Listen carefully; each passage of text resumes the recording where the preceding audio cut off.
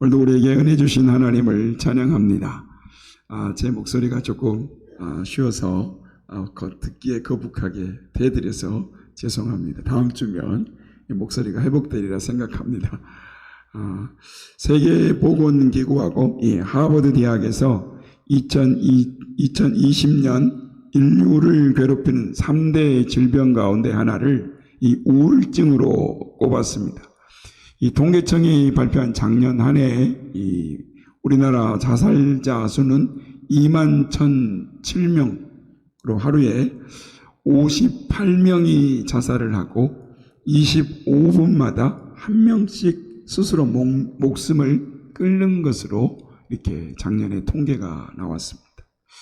이러한 자살률은 이 코로나 여파로 이유가 있겠지만 하여튼 역대 최고치의 기록이 나왔고 또 OECD 국가에서 가장 높은 자살률을 기록하고 있습니다. 그런데 그 자살한 사람의 70%에서 80%가 우울증에 걸려 자살을 한다라는 것입니다. 참으로 이 안타까운 일입니다. 기억하시겠지만 지난 2000년대 중반 이후로 연예인들의 이 연예가가 잊을만 하면 연예인들 자살 소식이 끊어지지 않았습니다. 그런데 문제는 그들 중에 많은 사람들이 기독교인이었다라는 데, 집사들이었다라는 데에 큰 충격을 빠지게 되는 것입니다. 도대체 왜 하나님을 믿는다는 이들이 자살로 생애를 마감을 하는 것일까요? 물론 연예인들, 이 사람들의 신앙이 정말 순수한 신앙이었는가라는 것에도 의문이 들지만 어쨌든 제 생각에는 그동안 목사님들이 자살이 얼마나 큰 죄인가를 성도들에게 바로 가르치지 못한 죄책이 있지 않는가, 자책감이 드는 것입니다. 예를 들면 지난 사건입니다. 기억하시는지 모르겠습니다. 2005년도에 이 배우 이은주 양이 자살하여 고별 예배를 드릴 때 설교한 목사님이 우울증은 영혼의 감기다. 그러므로 고인은 병사한 것이다 라고 설교를 했답니다. 이런 구원관을 가진 목사님들이 성도의 자살을 미워함으로 힘들면 모든 것을 잊고 빨리 더 좋은 세상에 가려는 마음으로 쉽게 목숨을 끊는 것이 아닌가 생각이 듭니다. 저는 분명히 이 자리에서 분명하게 말씀드립니다. 자살은 하나님의 주권에 대한 거역의 행위이며 살인죄이며 회개의 기회가 없으며 사단의 미혹에 빠지는 행위입니다. 그러므로 자살자는 기독교의 전통적 가르침과 같이 구원받지 못하는 것입니다. 자살자가 가는 지옥은 죽고 싶어도 죽을 수 없는 너무도 고통이 큰 곳입니다.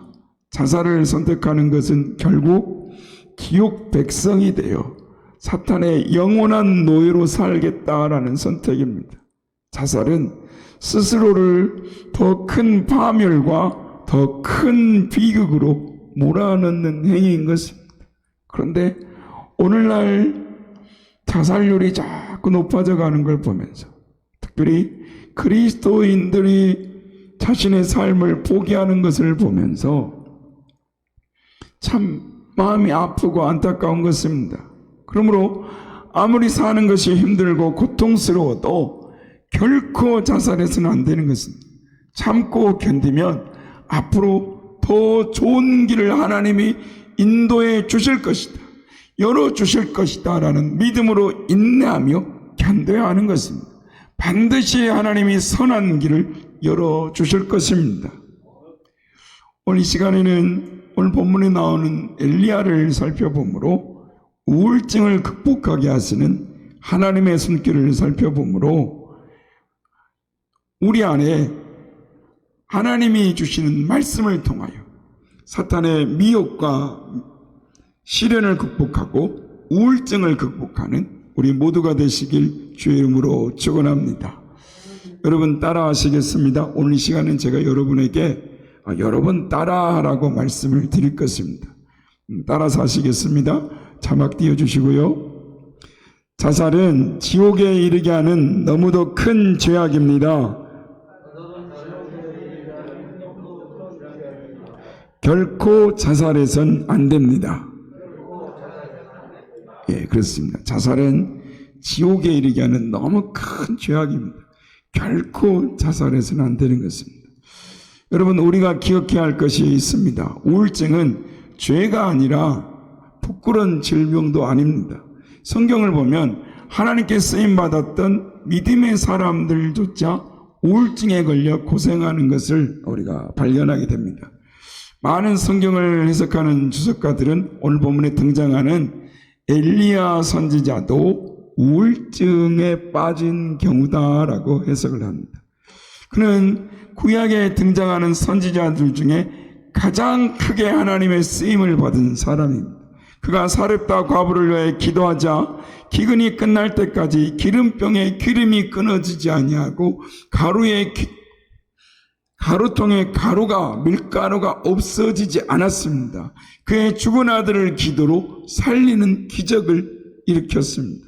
그는 홀홀 단신으로 갈멜산 꼭대기에서 바알과 아세라를 섬기는 우상 선지자들 850명과 850대 1로 대결을 벌여 이겼습니다. 그가 기도하자 3년 반 동안 비가 내리지 않았고, 그가 기도하자 다시 비가 내려 땅에 열매를 맺게 하는 역사를 일으켰습니다. 뿐만 아니라 하늘에서 불이 내리게 하고 재물을 태웠습니다. 구약에서 에녹과 같이 죽음을 맛보지 아니하고 하늘로 승천한 위대한 선지자, 그가 바로 엘리야입니다. 그런데 이런 엘리야가 우울증에 걸려서 기진맥진하고 있는 것입니다. 흔히들 우울증이 마음이 여리고 약한 사람들이, 내성적인 사람들이 걸리기 쉽다라고 생각합니다. 그러나 그렇지가 않습니다.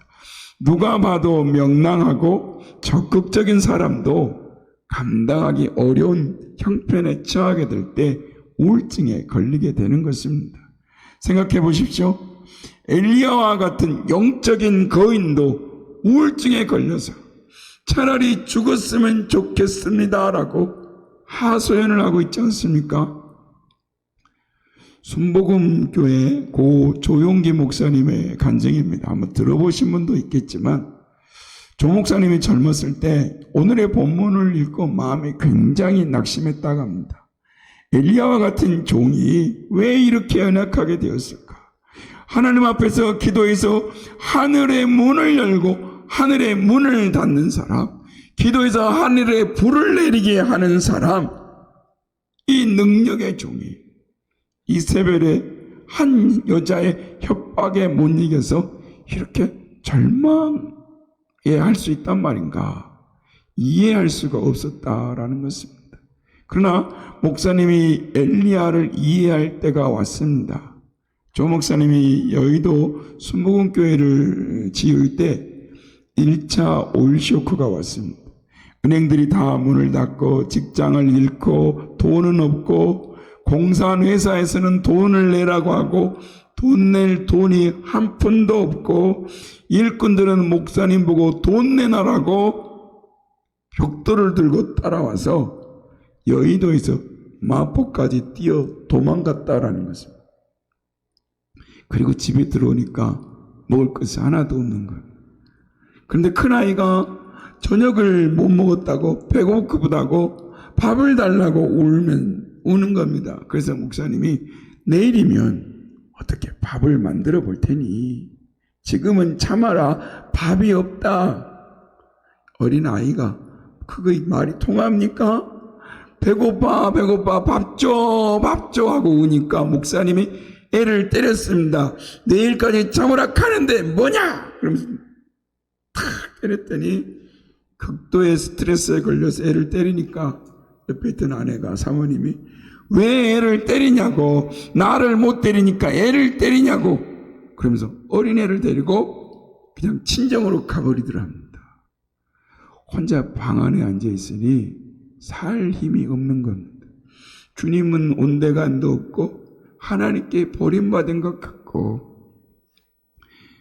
심정이 우울해서 죽을 것만 같습니다. 마음의 절망이 너무나 짓눌려서 이제는 살 필요가 없다. 이제 죽어야겠다. 아파트 7층에서 몸을 뛰어내려 죽으려고 했다는 거예요. 뛰어내리려고 하는데 정말 그때는 죽음이 그렇게 아름답게 보이더랍니다. 산다는 것이 너무나 고통스럽고 괴롭기 때문에 죽는 것이 그렇게 편할 수 없겠다라는 생각이 들어서 죽으려고 하는데 마귀가 그렇게 미혹하고 유혹하는데 갑자기 벌떼 같은 소리, 웅웅한 소리가 팍 들려더니 죽을 만한 용기가 있거든. 그 용기로 살아봐라. 안 뛰어내려도 너는 죽을 것이니까 죽는 것은 언제나 죽을 수 있는데 사는 것은 한 번밖에 못 산다. 그러므로 살아봐라. 그러더라는 것입니다. 그래서 조 목사님이 용기를 내서 살아서 세계적인 사역자가 되었습니다. 그때 죽었다면 오늘날의 순복음교회는 없는 것입니다. 여러분, 엘리야와 같은 또 조용기 목사님 같은 위대한 종도 과도한 스트레스를 못 받으면 견디지 못하고 무너지는 것입니다. 여러분도 과도한 스트레스를 받지 마시기 바랍니다. 견딜 수 없는 한계를 넘은 스트레스를 받으면 무너지는 것입니다. 아무리 대단한 선지자지만 그 역시 고통과 슬픔과 두려움과 절망 가운데 처할 때가 많은 것입니다. 이게 인생의 본래 모습인 것입니다. 여러분, 평소 존경하던 이가 무너지는 모습을 보면서 어떻게 저럴 수가 있어? 너무 비난하지 마시기 바랍니다. 그게 연약한 인간인 것입니다. 그때 이렇게 말해야 합니다. 아하, 그분도 별 수 없는 인간이었구나. 그러면 오늘 본문에서 엘리야가 우울증에 빠진 이유가 무엇입니까? 첫째로 육체적으로 너무 지쳐 있었기 때문입니다. 그동안 엘리야는 너무나 바쁜 나날을 보냈습니다. 갈멜산에서 처절한 영적 싸움은 육체적인 탈진을 가져왔습니다. 오늘 우리도 마찬가지인 것입니다. 지나치게 분주하고 지나치게 달려야 했던 수많은 일들, 쉼을 갖지 못하는 피곤함, 바로 이런 것들이 영혼과 육체를 지치게 만들고 그 스트레스가 마침내 우울증으로 몰아가게 되는 것입니다. 둘째, 영광 이후에 몰려드는 허탈감과 고독감 때문이었습니다. 조금 전 사역에 절정을 경험했습니다. 하나님의 영광을 경험했습니다. 수많은 백성들이 보는 앞에서 하늘에서 불을 내려 재물을 태웠습니다. 이방 선지자들의 코를 납작하게 만들었습니다. 그리고 막이 내려지고 도망자 신세가 되었습니다. 박수하던 백성들이 떠나간 다음에 오는 고독, 갈채 후에 몰려오는 외로움과 허탈감, 장래를 모르는 불안감, 지구 한복판에 혼자 버려진 것 같은 고독이 엘리야를 우울하게 만든 것입니다. 세 번째 3절에 보면 그가 3절 보여주십시오. 자막 3절. 3절 보면 그가 이 형편을 보고라고 말합니다. 그의 영적인 시선이 문제였습니다.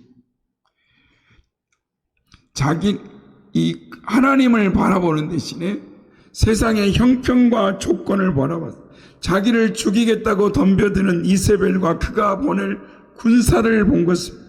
절망적인 형편과 상황을 바라보는 순간 두려움이 몰려오고 낙심이 되었던 거예요. 그래서 그는 살기 위해서 정신없이 도망쳤습니다. 그리고 로뎀나무 아래로 자신을 돌아봅니다. 도대체 내가 이 꼴이 무슨 꼴인가? 그렇게 당당하던 내가 살겠다고 정신없이 도망을 쳐오다니 자신의 모습이 너무나 한스럽고 한심하고 부끄럽고 허망한 것입니다. 그렇습니다. 아무리 대단한 신앙인이라도 하나님을 바라보는 영적인 시선이 흩어지면 여지없이 무너지는 것입니다. 우리도 성령 충만할 때는 무서울 것이 없다가 담대하다가 상황을 바라보면 낙심하고 절망하고 우울증에 빠질 때가 있습니다. 이것이 연약한 인간인 것입니다.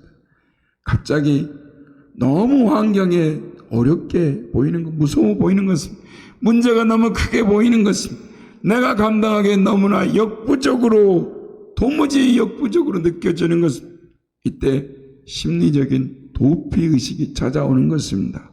도망갈까? 조용히 이대로 죽어버릴까? 이것이 우울증입니다. 그러면 이에 대한 해결책이 무엇일까요? 오늘 보면 5절에서 8절 말씀입니다.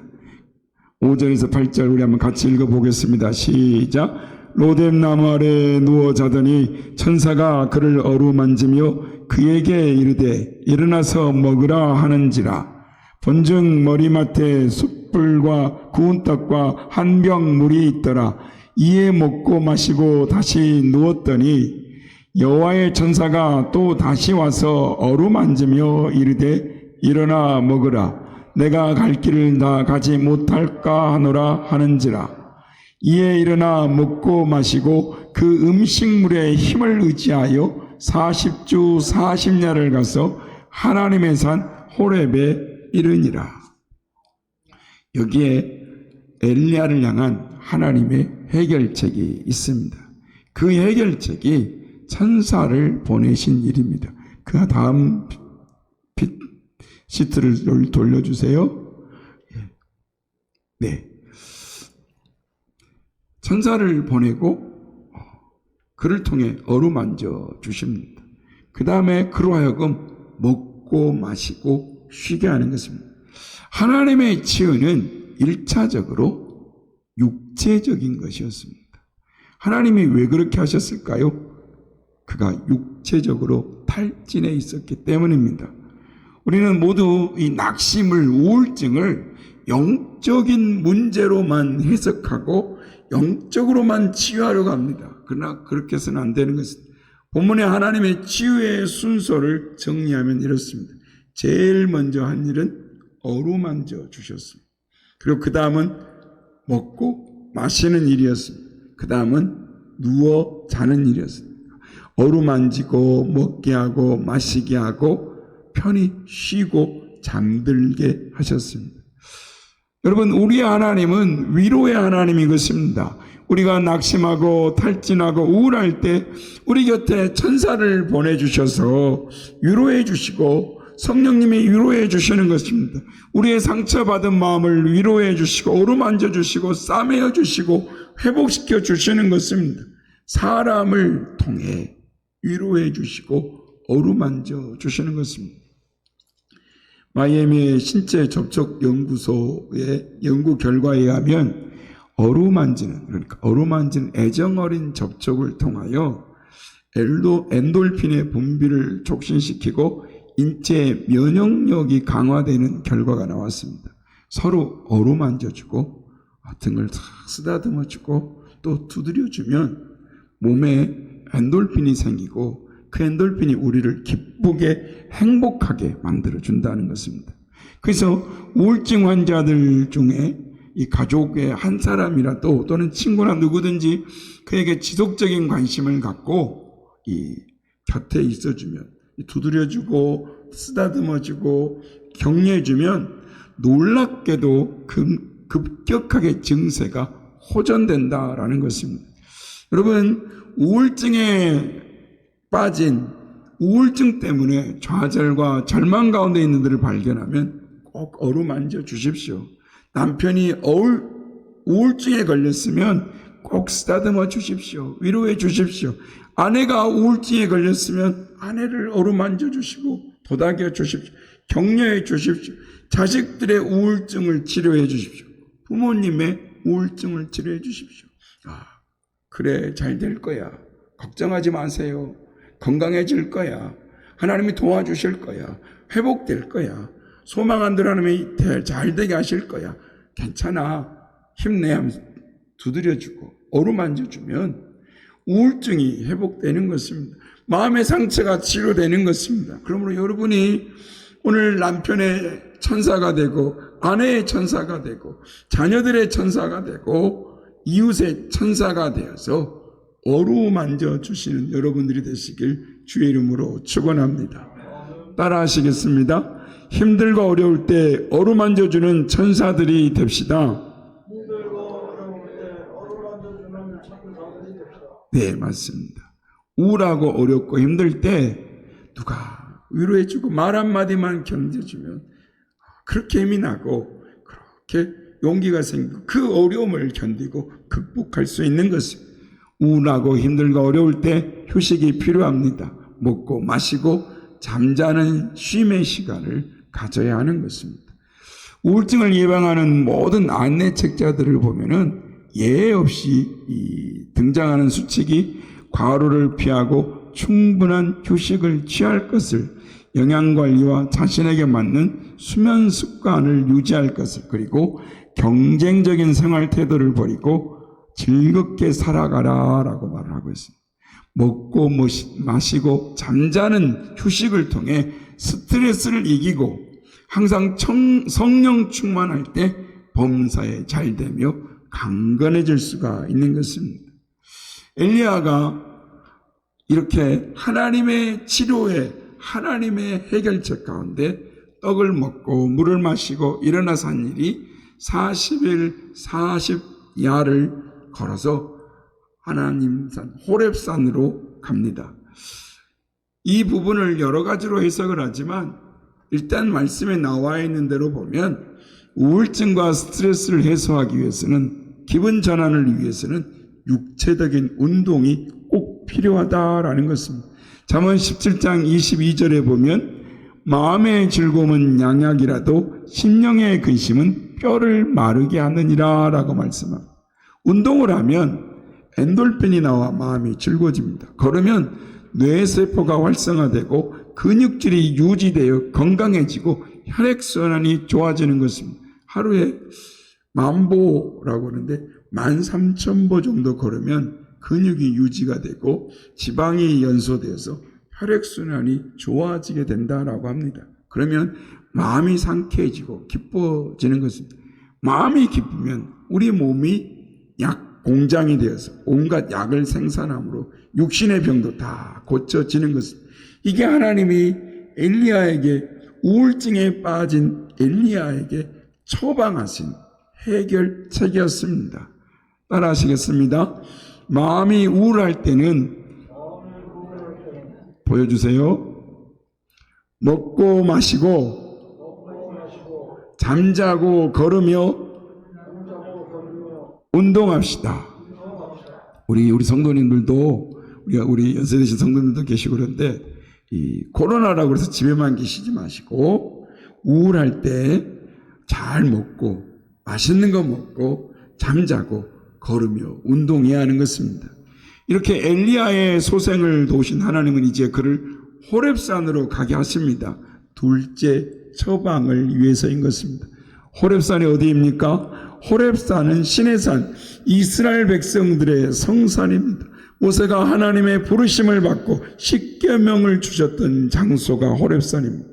모세가 신의 산에서 하나님의 임재를 경험했던 것처럼 엘리야 역시 호렙산 굴에서 하나님의 음성을 듣습니다. 마찬가지로 우리가 진정으로 마음의 병을 고침을 받기를 원한다면 하나님의 성전으로 나와야 하는 것입니다. 하나님 앞으로 나와야 하는 것입니다. 우리의 마음을 온전히 고칠 수 있는 분은 오직 하나님 한 분이시기 때문입니다. 이런 말이 있습니다. 자동차를 타지 마십시오. 왜냐하면 모든 치명적인 사고의 20%가 자동차로 일어나기 때문입니다. 집에 있지 마십시오. 왜냐하면 모든 사고의 17%가 집에서 일어나기 때문입니다.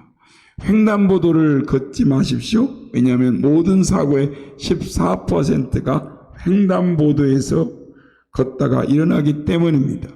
비행기나 배나 열차를 타고 여행하지 마십시오. 왜냐하면 모든 사고의 16%가 바로 이와 같은 여행으로 일어나기 때문입니다. 그러나 예배 중에 일어나는 사고는 0.001%에 불과합니다. 교회에 있는 것이 가장 안전한 방법입니다. 그러므로 교회 모든 예배에 자주 참석하십시오. 이렇게 약간 우스갯있지만 하나님 앞에 예배 드리는 것이 그렇게 중요한 것입니다. 교회의말로 가장 안전한 장소요, 마음의 병을 확실하게 고칠 수 있는 장소인 줄 믿으시기를 바랍니다. 쉼도 필요하고 먹고 마시는 것도 필요하고 정신과 의사의 약물 치료도 필요하지만 반드시 성전에 나와서 하나님의 치료를 받아야 하는 것입니다. 성전에 나와 하나님의 말씀을 듣고 하나님께 호소할 때 하나님의 치유의 역사가 일어나고 우울증이 깨끗하게 나을 줄로 믿습니다. 따라하시겠습니다. 우울증 치료는 육체의 쉼과 함께 영적인 하나님과의 교제가 중요합니다. PT 넘겨주세요. 네, 한번 다시 읽겠습니다. 같이 읽겠습니다. 시작. 우울증 치료는 육체의 쉼과 함께 영적인 하나님과의 교제가 중요합니다. 그렇습니다. 엘리야가 하나님의 산 호렙산에 나아가 엎드렸을 때, 하나님의 음성을 들었을 때 자기의 사명이 무엇인지 깨닫게 됩니다. 엘리야가 무서워서 비겁하게 도망쳐 왔는데 하나님 나를 죽여달라고 하나님 앞에 하소연했는데 그 엘리야가 하나님을 만나고 나서 다시 그 길로 용기 100배 돌아가는 것입니다. 아방을 패하고 새로운 왕 예후를 세웁니다. 바알신을 섬기던 우상 숭배의 본거지였던 아람 왕을 패하고 하사엘을 아람의 새 왕으로 세웁니다. 자신의 후계자로 엘리사를 세웁니다. 하나님이 주신 사명을 완수하는 믿음의 사람으로 변화했던 것입니다. 카일 아이들먼이라는 나의 끝 예수의 시작이라는 책에 보면 한 남자의 이야기가 나옵니다. 남자가 어느 날 큰 실수를 저질렀습니다. 그건 다름이 아니라 차로 후진을 하다가 자기 아들을 치어서 죽이고 말았습니다. 그 아버지는 졸지의 살인자가 되어서 매일매일 생각합니다. 내가 왜 그랬을까? 내가 왜 그랬을까? 가슴을 칩니다. 내가 조금만 늦게 운전했어도, 아니 내가 조금만 빨리 운전했어도, 아니 내가 그날 아들이 어디 있는지 확인만 했어도, 아니 내가 그날 회사에서 조금만 늦게 왔어도 눈물을 흘리며 가슴을 치는 것입니다. 뼈를 깎는 자기 반성, 살을 도려내는 자기 성찰이 매일 탄식과 함께 눈물과 함께 이어집니다. 그러나 그에겐 아무 일도 일어나지 않습니다. 그렇다고 죽은 아들이 돌아오는 것도 아니고 시간이 거꾸로 돌아가서 사고가 없게 된 것도 아닙니다. 자책과 함께 가진 생각, 제발 이 고통이 빨리 사라졌으면 좋겠다. 그러다가 문득 깨닫는 것이 있습니다. 내가 나를 바라보는 것으로 충분하지 않구나. 하나님을 바라보아야 희망이 있구나라고 갑자기 깨닫습니다. 고통도 빨리 사라지는 것도 중요하지만 고통당할 때 이 고통을 통하여 내가 깨어지는 것이 중요하구나. 내가 모든 것을 잃는 순간 나는 처음으로 예수를 만났다라고 고백을 합니다. 그는 지금까지 자기가 혼자인 줄 알았습니다. 아무도 자신의 고통을 누구도 모른다고 생각했어요. 이제 모든 것이 다 끝났다. 죽는 것밖에는 없다라고 생각했어요. 그런데 눈을 떠보니 예수님이 자기와 함께하고 계신 것입니다. 함께 슬퍼하시며 함께 고통하시며 눈물을 닦아주시고 내가 너를 안다. 너의 아픔을 안다. 위로하시고 지금까지는 너의 힘으로 살았지만 이제부터는 내가 주는 힘으로 살아라 라고 말씀하시는 것입니다. 나는 끝났지만 예수님은 새로 시작하시는 것이었습니다. 여러분, 나의 끝에 하나님이 함께 하시는 것입니다. 어디로 가든지 무슨 일을 하든지 어떤 형편에서든지 하나님이 함께 하시는 것입니다. 누구든지 자신의 길을 예측할 수 없습니다. 하지만 분명한 건 하나님이 나와 함께 하신다는 것입니다. 인생의 끝에 고난과 절망의 끝에 놓여있다 할지라도 하나님이 나와 함께 하심을 믿으시길 바랍니다. 혹시 이 자리에 엘리야처럼 우울증에 빠진 분은 없습니까? 아니, 우울증까지는 아니어도 물질의 문제, 자녀의 문제, 직장과 사업의 문제로 힘들어하시는 분이 있습니까? 문제를 바라보기보다 주님을 바라보시기를 바랍니다. 죽기를 구할 정도로 심각한 우울증에 빠졌던 엘리야를 천사를 보내서 어루만져 주시고 먹을 것을 주시고 마실 것을 주셨던 하나님께서 이 시간 우리를 향하여 손을 내밀고 계시는 것입니다. 사랑하는 여러분, 지금 이 시간 주님의 손을 잡고 다시 일어서시는 여러분들이 되시길 바랍니다. 주님은 능력의 손입니다. 주님의 손길은 구원의 손길이요 치료의 손길인 것입니다. 주님이 만져주시면 여러분의 모든 문제가 해결될 줄 믿습니다. 주님의 피 묻은 사랑의 손으로 우리를 어루만져 주시면 상한 마음이 치유되고 낙심된 마음이 회복되는 은혜가 있는 줄로 믿습니다. 이 시간 우리 한번 따라 하시겠습니다. 하나님은 언제 어디서나 우리와 함께 하십니다. 주님의 손을 굳게 잡읍시다. 다시 한번 읽겠습니다. 하나님은 언제 어디서나 우리와 함께 하십니다. 주님 손을 굳게 잡읍시다. 아멘.